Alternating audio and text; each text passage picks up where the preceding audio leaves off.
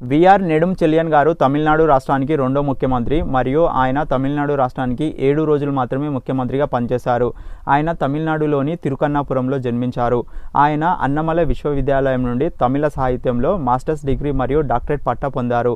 ఆయన విశ్వవిద్యాలయంలో ఉన్నప్పుడే ఆయనకు రాజకీయాల మీద ఆసక్తి ఉండడంతో ద్రవిడ మున్నేట్ర కజగం అనే రాజకీయ పార్టీలో చేరారు.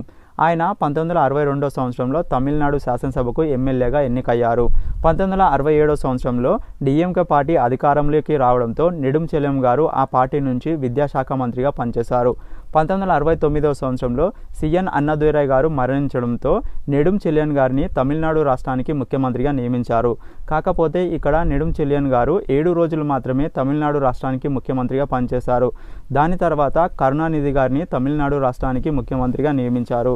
దాని తర్వాత నెడుం చెలియన్ గారు కె రాజారాంతో కలిసి మక్కల్ డిఎంకే అనే కొత్త రాజకీయ పార్టీని స్థాపించారు. కాకపోతే ఈ పార్టీ కూడా ఎక్కువ రోజులు నిలవలేదు.